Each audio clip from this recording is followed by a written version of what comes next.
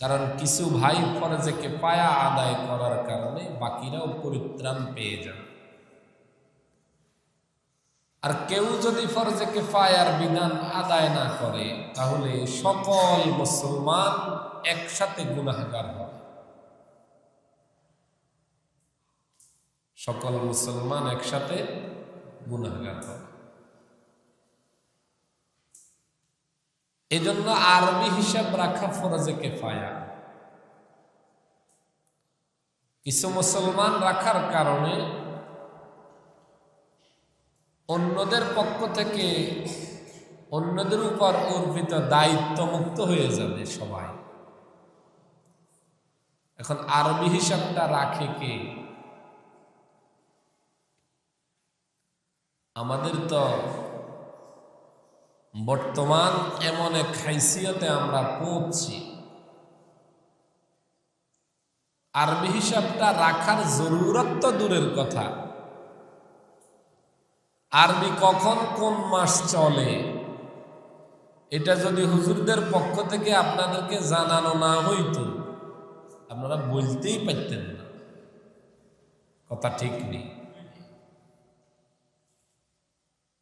জানুয়ারি মাসের 1 তারিখ আসার আগে নববর্ষ সারা দেশ সারা পৃথিবী গুমগুমানি শব্দ আছে না নাই? পয়লা বৈশাখ আসার আগে নববর্ষের গুমগুমানি আছে না নাই? কিন্তু মুহররমের 1 তারিখ যে চলে গেছে বলতে তো পারতেন না। এটা মুসলমানের হালত। আমি বলছি না যে মুহররমের 1 তারিখে আমাদেরকে উৎসব করতে হবে, কিন্তু আমাদের ওয়াকিফ হাল মানে আমরা জানিও তো না কখন মুহররম আসে, কখন 1 তারিখ আসে, কখন যায়, আমাদের ইত্তেলাতেই নাই, আমাদের জানাই নেই।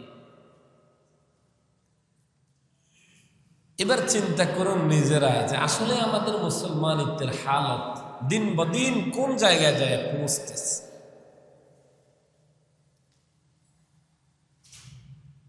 কোন জায়গায় আমরা যাচ্ছি, আমাদের হালতটা কোথায়?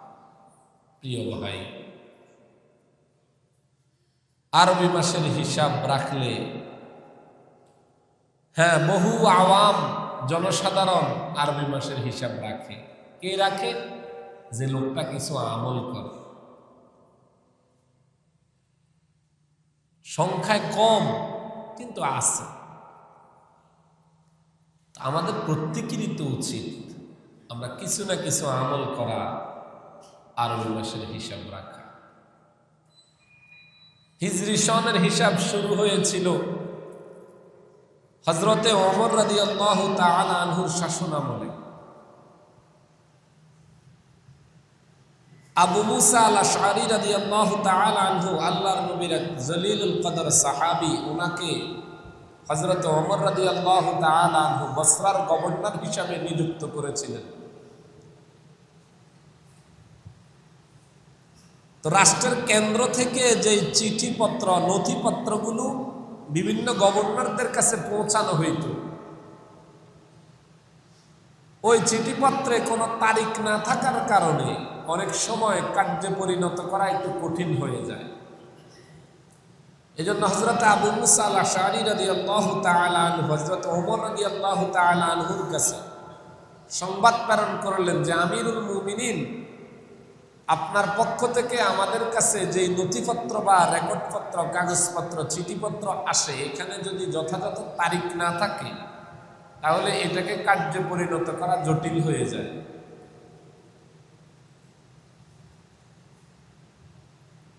তখন হযরত ওমর রাদিয়াল্লাহু তাআলা আনহু একটা নির্ধারিত তারিখ, সন এর জরুরত অনুভব করে সাহাবায়ে কেরামদেরকে নিয়ে একটা মজলিস কায়েম করে সেখানে সিদ্ধান্ত করেন। এটা উল্লেখযোগ্য একটা প্রেক্ষাপট। এর বাহিরেও হিজরি সনের ব্যাপারে ইতিহাসে বর্ণিত অনেক ঘটনা বা প্রেক্ষাপট আছে। এরপরে আলোচনায় বসলেন যে আমরা বছর গণনা কিভাবে শুরু করতে পারি। অনেক মতামতের পর হযরতে আলী রাদিয়াল্লাহু তাআলা আনহু একটা মতামত দিলেন যে আমরা বছর গণনা করতে পারি নবীজির হিজরত থেকে। নবী করিম সাল্লাল্লাহু আলাইহি ওয়াসাল্লাম যখন হিজরত করলেন তখন থেকে আমরা বছর গণনা শুরু করতে পারি। সেই সিদ্ধান্ত হলো আলোচনা পর্যালোচনাতে যে ঠিক আছে, তাহলে নবীজির হিজরত থেকেই আরবি হিজরি সন বছর গণনা শুরু হবে। নবী করিম সাল্লাল্লাহু আলাইহি ওয়াসাল্লাম হিজরত করেছিলেন রবিউল আউয়াল মাসে। আরবি মাসের প্রথম মাস মুহররম। হিজরতের সন যদি শুরু হয় তো মুহররম প্রথম মাস হলো কেন? নবী করিম সাল্লাল্লাহু আলাইহি ওয়াসাল্লাম মদিনায় হিজরত করার আগে কিন্তু বহু সাহাবায়ে কেরাম হিজরত করছে। হিজরতের ওই বছর আল্লাহর নবী হজে যখন ওই মদিনার মানুষগুলারে নিয়ে দাওয়াতি একটা বৈঠকে সিদ্ধান্ত হয়েছিল যে আপনি আপনার কাফেলা নিয়ে মদিনায় চলে আসেন, আনসার সাহাবারা আল্লাহর নবীকে দাওয়াত দিয়েছিলেন। তখন আল্লাহর নবী যাওয়ার আগেই আমভাবে সাহাবায়ে কেরামকে অনুমতি দিয়েছেন, তোমরা যে যেভাবে পারার সুযোগ করে তোমরা মদিনায় হিজরত কইরো। তো প্রথম সাহাবায়ে কেরামের হিজরত শুরু হয়েছিল মুহররম মাসে, যদিও নবী করিম সাল্লাল্লাহু আলাইহি সাল্লাম এর 2-1 মাস পরে রবিউল আউয়াল মাসে সশরীরে নিজে হিজরত করেছিলেন। এই জন্য হিজরি সনের প্রথম মাস মুহররম নির্ধারণ করা হয়েছে। তাহলে হিজরি সন গণনা হয়েছে নবীজির হিজরত থেকে, প্রথম মাস মুহররম। আরবি 12টা মাস আপনারা পারেননি। আমাদের ছেলেরা, বহু ছেলে এখন আছে, জিজ্ঞাসা করলে আরবি 12টা মাস পারবে না। আল্লাহর নবী যে বলছে ইসলাম শুধু একটা রসম থাকবে, একটা নাম থাকবে, ওই দিকেই কিন্তু আমরা আগাচ্ছি। আমাদের হাজারো যুবক আছে যাদেরকে আরবি 12 মাস জিজ্ঞাসা করা হলে সে পারবে না, অথচ মুসলমানের সন্তান, নিজেকে মুসলমান দাবি করে। আমাদের পরিবর্তন দরকার আছে না নাই বলেন? সচেতন হওয়া দরকার আছে না নাই? আল্লাহ আমাদের সচেতন হওয়ার তৌফিক দান করুক, আমিন। আল্লাহ তাআলার কাছে এই হিজরি সনের বছরের গণনায় 12 মাস, এর মধ্যে 4 মাস আল্লাহ পাক রব্বুল ইজ্জত সবচাইতে সম্মানিত বলে ঘোষণা করেছেন। মিনহা আরবাআতুন হুরুম।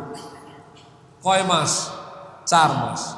এই 4 মাস হইল জিলকাদা, জিলহজ, মুহররম, রজব। বলেন কয় মাস? জিলকাদ, জিলহজ, মুহররম, রজব। এই 4 মাস আল্লাহর কাছে অত্যন্ত দামি এবং পছন্দের মাস। ওই 4 মাসের মধ্যে মুহররম মাসটাকে বলা হয়েছে শাহরুল্লাহিল মুহররম, আল্লাহর মাস। সেই মুহররম মাস এখন চলছে। মুহররম মাসের আজকে 3 তারিখ। অত্যন্ত দামি ও সম্মানিত মাস মুহররম। বছরের প্রথম মাস মুহররম। ইবাদত বন্দেগী যারা করবে এদের আরবি হিসাবের প্রথম মাস মুহররম। এই কারণে আমাদের উচিত আরবি মাসের সাথে একটু সম্পর্ক থাকা। এটা ইবাদতের জন্য, এটা আমাদের আমলের জন্য। ঈমানকে হেফাজত করার জন্য আমল লাগবে ভাই। আপনি ঈমান আনলেন কিন্তু সম্পদটাকে হেফাজত করার জন্য পাহারাদারি করলেন না, এটা থাকবে না তো। পৃথিবীর কোন একটা বিষয় আছে যেখানে শুধু একবার করার পর বিনা পরিচর্যায় সেটা ঠিক থাকে? একটা ঘর নির্মাণ করার পরে ওই ঘর যদি পরিচর্যা করা না হয় বিরান ভূমিতে পরিণত হয়, হয় কি হয় না? আপনি ঘর বানাইলেন, কেউ থাকে না, পাহারাদারি নাই, ঝাড়ুদার নাই, সাজানো গোছানো নাই, এই ঘরটা একসময় ছাড়া বাড়ির মতো হবে কি হবে না? হবে কি হবে না বলেন? আপনি একটা জায়গায় জমি কিনলেন, আপনার জমির কোনো সীমানা নির্ধারণ নাই, আপনি যাতায়াত নাই, সেখানে কোনো চাষবাস নাই, আপনার কোনো খোঁজ খবর নাই, এই জমিন আপনার থাকবে না, অন্য কেউ দখল করে নিয়ে যাবে। করবে কি করবে না? আপনি চরে জমি কিনছে বহু লোক, অন্যরা দখল করছে, কেন? এদের অনুপস্থিতির কারণে। কেউ যায় না, খোঁজ খবর নাই কার জমি কোথায় কে। এরকম হয় না? বহু মামলা মোকদ্দমা এরকম চলছে না? তা আপনার দুনিয়ার সাধারণ সম্পদ যদি অর্জন করার পর পরিচর্যার অভাবে সেটা নষ্ট হয়ে যায়, ঈমান আনলেন সেটা পরিচর্যা করবেন না, ঈমান থাকবে এটা আপনি ভাবলেন কিভাবে? ঈমানকে পরিচর্যা করতে হয়, ঈমানকে হেফাজতের ফিকির করতে হয়, ঈমানকে সাজাতে হয়, ঈমানকে ধুতে হয়, মুছতে হয়, হেফাজতের চিন্তা করতে হয়। এখন আমরা ঈমান আনছি, আমার বাবা মুসলমান, আমি মুসলমান, শেষ, খেল খতম। আমি মরলে জানাজা হবে, মুসলমানের কবরস্থানে আমার দাফন হবে, 4 দিনের দিন একটা বড় গরু জবাই করে এলাকার সবাইরে খাওয়ানো হবে, শেষ। হ্যাঁ, আর হুজুর যদি দোয়া করাইলাম, ফুরফুরাইয়া জান্নাতুল ফিরদাউসের বাসিন্দা হয়ে গেলাম। বলেন সুবহানাল্লাহ। জান্নাতুল ফিরদাউস আপনার বাবার আর আমার বাবার শ্বশুর বাড়িতে, যে নানার বাড়িতে গেছি, মামিরা ননদের ছেলে আসছে, দোষ ধরবো এই জন্য মেহমানদারি করাইতেছে। জান্নাত কি এই জিনিস নাকি? গেলে আমারে মোরগ জবা করে খাওয়াইবো? মুসলমান, বহু দূরে আমরা জান্নাত থেকে। ঈমান আমাদের থেকে দূরে সরে যাইতে আছে। কিছুদিন পর বলা হইব যে আরবি মাসের হিসাব করে আমগো লাভটা কি? বুঝেন নাই? আরবি মাসের হিসাব করে আমগো বেতনের সাথে আরবির সম্পর্ক নাই, আমাদের দুনিয়ার কোন সেক্টরের সাথে আরবির সম্পর্ক নাই, আমগো আরবি নিয়ে এত পেরেশানির কি আছে? যেটা এখন চলছে না, মাদ্রাসা শিক্ষা ব্যবস্থা নিয়ে আলোচনা চলছে না, যে মাদ্রাসা শিক্ষা ব্যবস্থা দিয়ে লাভ কি হইতেছে? কোরআন শরীফ পড়ে, হাদিস পড়ে, তাফসির পড়ে, ফিকহ পড়ে, এই শিক্ষা ব্যবস্থায় কি ফায়দা, কি লাভ? একটা সময় আসবো তবে মসজিদেরও তো কোনো ফায়দা নাই, লাভ কি? জায়গা মারে, আরো নিজের নামাজ নিজে ঘরে পড়েন, ইমাম মুয়াজ্জিনেরও জামিলা কম, কে এদের বেতনের ইন্তজাম করবে? হ্যাঁ, এভাবেই কিন্তু আমাদেরকে দিন থেকে দূর করা হবে। এটাই দাজ্জালি ফিতনা। আমি বলছি না আপনাদেরকে যে আপনি এলান করে যে মাইকে ঘোষণা দিবেন আমি ঈমান থেকে বাইরে হয়ে যাইতেছি, সবাই শুনেন না, এই কথা আপনি বলবেন না। সিস্টেম আপনাকে ঈমান থেকে বের করে নিয়ে যাবে। নাহলে কোরআনের পাঠ, কোরআন শিখবে, সেখানে প্রশ্ন যে এই শিক্ষা ব্যবস্থা লাভ কি? এই প্রশ্ন করতেছে কারা? এরাও মুসলমান। বাংলাদেশের এখন সবচাইতে স্বঘোষিত বড় নাস্তিক হইল মুফাসসিল ইসলাম। এর নামও তো ইসলাম আছে, কথা বুঝেন নাই? এ নাস্তিক, কিন্তু ইসলামের নামেও আছে। এই হবে আমাদের হালত। এজন্য যত ওল্ড থাকতে পারেন ততই ভালো, বেশি আধুনিক হওয়ার চেষ্টা করেন না, ঈমানটা চলে যাবে। আল্লাহ আমাদেরকে দ্বীনের সাথে মুহাব্বত রাখার তৌফিক দান করুন, সবাই বলি আমিন। আল্লাহ আমাদের দুনিয়ার লাভ থেকে আখিরাতের লাভটা বেশি বুঝার তৌফিক দান করুন, সবাই বলি আমিন। কারণ আমাদের আখিরাত আসল, দুনিয়ার নগদ লাভ আমাদের দরকার নেই। ঈমান বিল গায়ব, আমরা তো আল্লাহকে না দেখে ঈমান এনেছি, জান্নাত না দেখে ঈমান এনেছি, জাহান্নাম না দেখে ঈমান এনেছি। আমাদের না দেখে আল্লাহর উপরে ঈমান আনা আমাদের এত প্রশ্ন কিসের? আমাদের মর্যাদা তো এই জন্যই বেশি। মুমিনকে ফেরেশতাদের চাইতে দামি কেন বানানো হলো? কারণ সে না দেখে আল্লাহকে বিশ্বাস করে। ফেরেশতা আল্লাহকে দেখেছে, ফেরেশতা জান্নাত জাহান্নাম দেখেছে। আমি আপনি ফেরেশতার চাইতে দামি কেন? আমরা জান্নাত জাহান্নাম আল্লাহকে না দেখে বিশ্বাস করি, এজন্য আমরা দামি। আমরা আখিরাতের লাভটা বুঝার চেষ্টা করব, আল্লাহ তৌফিক দান করুন। আরবি মাসের গণনা আরবির সাথে সংশ্লিষ্ট থাকার দরকার আছে না নাই? আরবি ভাষাকে মোহাব্বত করবেন, কারণ এই আরবি ভাষা আল্লাহ নবী সাল্লাল্লাহু আলাইহি ওয়াসাল্লামের ভাষা। নবীজি বলেছেন আমি 3 কারণে আরবিকে ভালোবাসি। লিআন্নী আরাবিয়্যুন, কেননা আমি আরবি। আল কোরআনু আরাবিয়্যুন, আমার মাওলাই কারীম, আমার রবের ভাষা কোরআন আরবি, অলিসান ওয়াহলিল জান্নাতে আরবিয়ুন, আর আহলে জান্নাত যারা, জান্নাতের অধিবাসী যারা হবে তাদের ভাষাও আরবি হবে। এজন্য আমি আরবিকে মোহাব্বত করি। আমি বলছি না আপনি আরবিকে মোহাব্বত করতে যাইয়া ইংরেজিকে ঘৃণা করেন, এই কথা আমি বলি না। আপনি ইংরেজিও শিখেন, আপনি বিশ্বে দাওয়াত দেওয়ার জন্য আপনার ইংরেজি দরকার আছে না নাই? আমরা সারা পৃথিবীতে যারা ইংরেজি ভাষাভাষী কোটি কোটি শত কোটি মানুষ আছে, এদের কাছে যদি আপনি আপনার দ্বীনের বার্তা পৌঁছাতে হয়, বাংলাতে কইলে এরা বুঝবো, আরবিতে কইলে বুঝবো, ইংরেজি শিখতে হবে আপনাকে। কিন্তু আরবিকে ঘৃণা করে নয়। আরবি আমার জান্নাতি ভাষা, আরবি আমার কোরআনের ভাষা, আরবি আমার রাসূলের ভাষা। এই জন্য আরবিকে মোহাব্বত করি। এটা আমার আখিরাতের জন্য, এটা আখিরাতের। আমাদের মাঝে প্রশ্ন জাগানো হয় যে হুজুর, মাদ্রাসায় পড়ি, আপনারা ইঞ্জিনিয়ার হন না, ডাক্তার হন না। এই প্রশ্নটা আপনাদের অনেকের মাথায় আছে, অনেকের মাথায় আছে। এই কথাটা কেউ বুঝতে চায় না, এই শিক্ষিত এক শ্রেণী, যে প্রত্যেকটা শিক্ষা ব্যবস্থার আলাদা বৈশিষ্ট্য আছে। আমাকে একজন জিজ্ঞাসা করেছিল, আপনার মাদ্রাসায় ছাত্ররা পড়ে কি হবে? তা আমি ওনার প্রশ্নের ঢঙে বুঝছি উনি আমার একটু খোঁচা মারছে আর কি। আমি বলছি আমার মাদ্রাসায় ছাত্ররা পড়ে ইমাম আর মুয়াজ্জিন হবে। উনি কি খুশি হইতে পারছে বলেন? উনি অনেক বড় ইঞ্জিনিয়ার, খুশি হয়েছে উনি।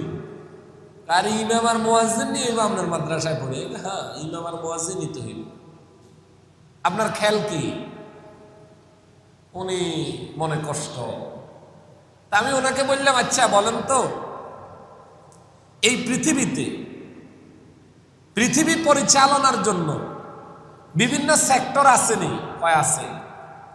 আমি কি চিকিৎসা বিজ্ঞান এটা একটা সেক্টর? বাড়ি নির্মাণ করবে, রাস্তাঘাট নির্মাণ করবে, জাহাজ নির্মাণ করবে, এটা একটা সেক্টর। যারা বাড়ি নির্মাণের জন্য ইনভেস্টিগেশন করে, সয়েল টেস্ট করে, আপনাকে সিস্টেম দেয়, ইঞ্জিনিয়ার। চিকিৎসা বিজ্ঞান আর ইঞ্জিনিয়ারিং কি এক নেই? হয় না, ভিন্ন তো ভিন্ন। তো যিনি চিকিৎসা বিজ্ঞানে পড়াশোনা করে উনি ডাক্তার হয়, উনি ইঞ্জিনিয়ার হয় না কেন? আপনি আমার এই কথার উত্তর দেন। আপনি একজন ইঞ্জিনিয়ার, আপনি মেরিন ইঞ্জিনিয়ার, উনি, আপনি ডাক্তার হলেন না কেন? আমাকে এই কথার উত্তর দেন আগে। ওনার কাছে কোনো উত্তর আছে? হ্যাঁ, একটা হলো উনি ওনার উগ্রতা ঝাড়তে পারে, আমার সাথে রাগ করতে পারে, আমাকে নালায়েক বলতে পারে, কিন্তু যৌক্তিক কোনো উত্তর উনি দিতে পারবে? আমি ওনাকে জিজ্ঞাসা করলাম, গোটা পৃথিবীতে 800 কোটি মানুষ, এর মাঝে 200 কোটি হইল ইমানদার মুসলমান। আচ্ছা বলেন তো, আপনি প্রথমে এই সেক্টরটাকে স্বীকার করেন কিনা যে মুসলমানের ইমান হেফাজত করার জন্য, মুসলমানকে দিক নির্দেশনা দিয়া পথভ্রষ্ট যেন না হয় দ্বীনের উপর চলার জন্য, এটা একটা সেক্টর কিনা? আপনি আগে এই কথা বলেন।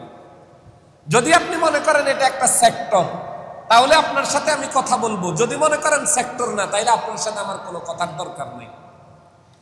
আপনি যদি মনে করেন চিকিৎসা বিজ্ঞান একটা সেক্টর, আপনি যদি মনে করেন বিমান বানানো একটা সেক্টর, আপনি যদি মনে করেন মুসলমানের ঈমান নিয়ে পর্যালোচনা করা, তাদেরকে নসিহত করা, তাদেরকে সঠিক পথে রাখা, এটা একটা সেক্টর, তাহলে চিকিৎসা বিজ্ঞানে একজন বিশেষজ্ঞ হইয়া ডাক্তার হলে সে যেমনি ভাবে আলেম হয় না, কোরআনের হাফেজ হয় না, মুফাসসির হয় না, একজন ইঞ্জিনিয়ার দক্ষ যোগ্য ইঞ্জিনিয়ার হইলে সে যেমনি ভাবে একজন ডাক্তার হয় না, একজন আলেম হওয়ার পরে সে ডাক্তার হতে হবে, সে ইঞ্জিনিয়ার হতে হবে। এই প্রশ্নটা করা যৌক্তিক না অযৌক্তিক? আপনারাই বলেন। 200 কোটি মুসলমানের ইমান হেফাজত করার জন্যই তো ওয়ারাসাতুল আম্বিয়া ওলামায়ে কেরাম। আপনি এটা বলুন যে আপনারা ওলামায়ে কেরাম যোগ্য আলেম হন, আপনি মুহাক্কিক আলেম হন, এটা দরকার। আপনি দ্বীনের উপরে মানুষকে বুঝানোর জন্য দক্ষতা অর্জন করুন, এটা দরকার। কিন্তু হুজুররা এই শিক্ষা ব্যবস্থা দিয়ে কি করবে, এটা দিয়ে লাভ কি, একথা আপনি মুসলমান হিসেবে বলতে পারেন না। একথা যখন আপনার মনে প্রশ্ন আসে, তখন আপনাকে বুঝতে হবে আপনার ইমানে খললিয়ত ফয়দা হয়ে গেছে, আপনার ইমানের ত্রুটি শুরু হয়ে গেছে। কারণ দিন থেকে আপনাকে বের করার জন্যই এই থিওরিটা আপনার সামনে আনা হবে। কয়জন ডাক্তার পাবেন যারা বিশুদ্ধভাবে নামাজটা পড়তে পারে? কয়জন ইঞ্জিনিয়ার পাবেন যারা বিশুদ্ধভাবে নামাজটা পড়তে পারে? কেন? উনি তো মুসলমান, উনি ডাক্তার হোক, আমার কোনো আপত্তি নাই, ডাক্তার না হলে আমরা চিকিৎসা নেব কার থেকে? কিন্তু উনি কি শুদ্ধভাবে কোরআনটা পড়তে পারা, উনি নামাজটা সঠিকভাবে পড়তে পারা, সাধারণ মুসলমান হিসাবে উনি আল্লাহর সাথে সম্পর্ক স্থাপন করতে পারা, এটা তার ইমানি দায়িত্ব ছিল না? বলেন। এটা তো একজন কুলি মজদুর থেকে নিয়ে একজন পাইলট পর্যন্ত সবাই যখন মুসলমান দাবি করবে, তার ইমানি দায়িত্ব এটা হয়ে যাবে। আজকে আমাদের প্রতিযোগিতা চলছে অর্থ কামাইয়ের। কোন সাবজেক্টে তুমি পড়বা, যে সাবজেক্টে পড়লে টাকা বেশি কামানো যাবে, সেই সাবজেক্টটা পড়বে। এটা তো দুনিয়ার প্রতিযোগিতা। আমি তো আপনাকে দুনিয়ার প্রতিযোগিতা নিয়ে কথা বলছি না, আমি তো আপনাকে আখিরাতের কথা বলছি। আপনি দুনিয়াদার হন। ইঞ্জিনিয়ার ছাড়া আমরা চলতে পারবো না, ডাক্তার ছাড়া আমরা চলতে পারবো না, ঠিক তেমনি ভাবে হক্কানি আলেম ছাড়া আমরা চলতে পারবো না। এক একজন আমাদের এক একটা সেক্টরে কাজ করবে, এক একজন আমাদের এক একটা সেক্টরের সেবক হবে। এ সবার সমন্বয়ে ঈমান নিয়েই আমরা দুনিয়া গঠন করব, আমরা আখিরাত গঠন করব। আমি শুধু দুনিয়া গঠনের জন্য পেরেশান হইয়া আখিরাত তো বাদ দেয়া যাবে না ভাই। আপনি তো মুমিন, আপনি মুসলমান, আপনি আখিরাতকে সামনে রেখে দুনিয়াকে গঠন করুন। রব্বানা আতিনা ফিদ দুনিয়া হাসানা, আল্লাহ আমাকে দুনিয়ার হাসানা দান করেন, ফিল আখিরাতি হাসানা, আখিরাতের হাসানা দান করেন। এখন আপনি দুনিয়ার হাসানার জন্য পাগল পারা হয়ে গেলেন, আখিরাতের হাসানা বাদ, এটা তো হবে না। সমন্বয় করতে হবে কি হবে না বলেন? অতএব আরবির জন্য মুহাব্বত, আরবি মাসের হিসাব রাখার মুহাব্বত, ইলমে দ্বীনের মুহাব্বত, এটা ঈমানের দাবি, এটা ঈমানের জিম্মাদারি। কখনো কোনো কারণে দিলে ঘৃণা আনবেন না, চেষ্টা করবেন তো ইনশাআল্লাহ। ব্যক্তিকে দোষারোপ করতে পারেন, আমার অন্যায় থাকতে পারে, আমি অপরাধী হতে পারি, আমার অপরাধের কারণে দিন অপরাধী বলা যাবে না। কোরআন আমাকে নির্দেশ দেয় নাই অন্যায় করতে, আমি ব্যক্তি খায়েশাতের কারণে অন্যায় করছি, এজন্য কোরআন প্রশ্নবিদ্ধ হওয়া ঠিক না। কোরআন কেন প্রশ্নবিদ্ধ হবে? আল্লাহ আমাদের তৌফিক দান করুন, সবাই বলি আমিন। তাহলে মুহররম মাস দামি মাস। এই মাসে রোজা ফরজ হওয়ার আগে মুহররমের রোজা 10 তারিখের রোজা ফরজ ছিল, যেটাকে আশুরা বলা হয়। কি বলা হয়? আশুরা। যখন রমজানের রোজা ফরজ হয়েছে, তখন আশুরার রোজা নফল হিসাবে নির্ধারিত হয়েছে। আল্লাহর নবী সাল্লাল্লাহু আলাইহি ওয়াসাল্লাম জীবনে কোনো সময় এই আমলটা ছাড়েন নাই, সেটা হলো আশুরার রোজা। নবীজি সাল্লাল্লাহু আলাইহি ওয়াসাল্লাম জীবনের সব সময় কয়েকটা আমল করতেন। ফজরের আগের সুন্নত সব সময় পড়তেন। নবীজি সাল্লাল্লাহু আলাইহি ওয়াসাল্লাম জিলহজ মাসের প্রথম 10 দিনের রোজা সব সময় রাখতেন। নবীজি সাল্লাল্লাহু আলাইহি ওয়াসাল্লাম প্রতি মাসের আইয়ামে বীজ 13, 14, 15 আরবি মাসের আরবি তারিখের 13, 14, 15 তারিখের রোজা প্রতি মাসে রাখতেন। এবং নবীজি সাল্লাল্লাহু আলাইহি ওয়াসাল্লাম আশুরার রোজাটা সব সময় রাখতেন। কোন রোজা? আশুরা। আমাদের আগামী শুক্রবার আশুরা। এবং আশুরার রোজার ব্যাপারে আল্লাহর নবী সাল্লাল্লাহু আলাইহি ওয়াসাল্লাম বলেন, আহতাসিবু আলাল্লাহি আন ইউকাফিরা সানাতাল্লাতী ক্বাবলা, আমি আল্লাহর কাছে এই আশা করি, সিয়ামু ইয়াউমি আরাফা আশুরা, সিয়ামু ইয়াউমি আশুরা, আশুরার রোজা রাখার দ্বারায় আমি আল্লাহর কাছে আশা করি আল্লাহ অতীত জীবনের 1 বছরের গুনাহ মাফ করে দিবে। এখানে আশুরার রোজাটা রাখবো ইনশাআল্লাহ। আল্লাহ নবী সাল্লাল্লাহু আলাইহি ওয়াসাল্লাম যখন মদিনায় আসলেন, দেখলেন ইহুদিরাও মুহররমের 10 তারিখে রোজা রাখে। তো জিজ্ঞাসা করা হলো, তোমরা এই দিনে রোজা রাখো কেন? ইহুদিরা বলল, এই দিন আল্লাহ তাআলা আমাদেরকে ফেরাউনের কবল থেকে মুসা আলাইহিস সালামকে কি করছেন? পরিত্রাণ দিয়েছেন। ফেরাউনের কবল থেকে আশুরার 10 তারিখে মুসা আলাইহিস সালামকে পরিত্রাণ দিয়েছেন, এই জন্য শুকরিয়া স্বরূপ আমরা ওই দিন রোজা রাখি। আল্লাহর নবী সাল্লাল্লাহু আলাইহি ওয়াসাল্লাম ইহুদি এবং খ্রিস্টানদের মুখালেফাত করা, তাদের সাথে মুসাব্বাহাত যেন না হয়, মিল রেখে যেন আমরা না চলি, এটা নির্দেশ দিয়েছেন। নবীজি বলেছেন, তাহলে আগামী বছর যদি আমি বেঁচে থাকি, আশুরার রোজার আগের দিন একটা রোজা অথবা পরের দিন একটা রোজা, মানে 9 মুহররম এবং 10 মুহররম রোজা রাখবো, অথবা 10 মুহররম ও 11 মুহররম রোজা রাখবো, যাতে ইহুদিদের সাথে মিলে না যায়। কথা বুঝাইতে পারছিনি? ইহুদিদের সাথে না মিলা, ইহুদি খ্রিস্টানদের পদাঙ্ক অনুসরণ না করা, এটা ইসলামের বুনিয়াদি একটা বিষয়, এটা ইসলামের বুনিয়াদ। আর আজকে মুসলমানদের অবস্থা কি দেখতেছেন? সারা দেশে কি পাগল পাড়া। যতই ওয়াজ নসিহত করছি, আমরা কি মুসলমানের ছেলেদেরকে পিরাইতে পারছি? বলেন। বরঞ্চ আরো বিরোধিতা চলছে। কথা বুঝেন নাই? শায়েখ আহমদুল্লাহর এক স্ট্যাটাসের বিরোধিতা কি পরিমাণ চলছে, যে সব জায়গায় ধর্ম নিয়ে আসিয়েন না। মানে মুসলমানের ছেলেদের মানসিকতা, আমি যে বলছি আপনাদেরকে, আপনার ছেলেটা এলান করে কাফের হবে না, সিস্টেমে তাকে কাফের বানানো হবে। এভাবেই হচ্ছে। আপনার ছেলের দিলে আপনার চাইতে মেসির মোহাব্বত বেশি। বাবার জন্য এত মোহাব্বত ভালোবাসা নাই, মেসির জন্য যত ভালোবাসা। যুবকরা হাসে, যুবকদের কলিজা ছিঁড়ে আত্মচিৎকার করে রোনাজারি করা দরকার ছিল, যে হায় হায় আমি কোন পথের দিকে এগোচ্ছি।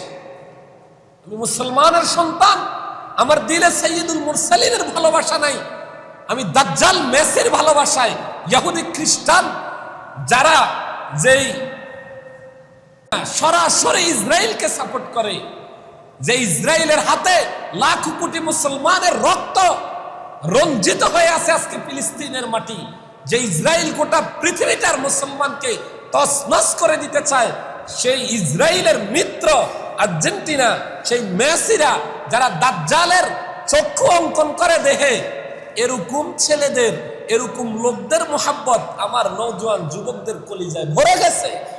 সাইয়্যিদুল মুরসালিনের মোহাব্বত নাই, বাবা মায়ের মোহাব্বত নাই, ওলামায়ে কেরামের মোহাব্বত নাই, দ্বীনের মোহাব্বত নাই। সে যাচ্ছে কোন দিকে? সে তো মুসলমানের সন্তান। সে হাসে কিভাবে? সে কিভাবে খেলার মধ্যে যখন তার সপক্ষীয় দল গোল দেয়, সে কিভাবে আত্মচিৎকার করে? তার তো কান্নায় ভেঙে পড়া দরকার ছিল, যে আমি পথভ্রষ্ট হয়ে যাচ্ছি, চোখের সামনে আমার ছেলেটা পথভ্রষ্ট হয়ে যাচ্ছে, চোখের সামনে আমার মুসলমানের নওজোয়ান যুবকরা পথভ্রষ্ট হয়ে যাচ্ছে। পরিবর্তন হওয়া দরকার। এখনো ফিরে আসুন, এখনো ফিরে আসুন রবের পথে। এটা দিন। এখানে ইহুদি খ্রিস্টানদের প্রত্যেকটা বিষয়ের সাথে আমাদের মুখালেফত থাকবে, কারণ তারা ইসলামের চরম দুশমন, তারা মুসলমানের দুশমন, তারা কোরআনের দুশমন, তারা রব্বুল ইজ্জাতের দুশমন। আল্লাহর দুশমনের সাথে, কোরআনের দুশমনের সাথে, মুসলমানের দুশমনের সাথে আমার বন্ধুত্ব থাকতে পারে না। মুসলমানের দুশমনের সাথে, ইসরায়েলের মিত্রের সাথে, বন্ধুদের সাথে আমার ঘৃণা থাকবে। আমার বন্ধুত্ব কেমনে থাকে? আমি মুসলমান। আল্লাহ আমাদের বুঝার তৌফিক দান করুন, সবাই বলি আমিন। আল্লাহ আপনি কুদরতিভাবে আমাদের দিলটাকে আপনার মুখী করে দেন, সবাই বলি আমিন। নবীজি বলছেন, আমি ইহুদিদের সাথে মুখালেফত করে আগামী বছর রোজা রাখবো, হয় 9 মুহররম নাইলে 11 মুহররম। তাহলে আমরা রোজা রাখবো ইনশাল্লাহ আগামী শুক্রবার। সবাই রাখার চেষ্টা করবেন, মা বোনদেরকে শোনাবেন। বৃহস্পতিবার অথবা শুক্রবার, কিংবা শুক্রবার অথবা শনিবার, এই 2 দিনের আশুরার রোজা রাখার চেষ্টা করবো তো ইনশাল্লাহ। আল্লাহ তৌফিক দান করুন। আশুরা মুহররমের 10 তারিখ, যেটা এটা বহু আগের, যেমন মুসা আলাইহিস সালাতু ওয়াস সালামকে পরিত্রাণের বিষয়, এটা কি আমাদের এই যুগে নেই? তাইলে আশুরা মানে মুহররমের 10 তারিখ মানে কারবালা, বিষয়টা এরকম নয়। ওই মুহররমের 10 তারিখকে ঘিরে আরেকটা চলে শিয়াদের, যে নিজেদের গায়ের মধ্যে কি করে? অস্ত্র চালায়, নিজেরা হাই হোসাইন বলে দেহকে ক্ষত করে, রক্তাক্ত করে। এটা হারাম। এগুলো সম্পূর্ণ নাজায়েজ এবং হারাম। কথা বুঝছেন? কারবালাকে কেন্দ্র করে হায় হুসাইনের তাজিয়া মিছিল করা এগুলো সম্পূর্ণ হারাম, এগুলো ইসলাম সমর্থিত নয়, এগুলো সব শিয়াদের মন গড়া বানানো মতবাদ। আল্লাহ আমাদের হেফাজত করুন, সবাই বলি আমিন। যে কথাগুলো বলা হয়েছে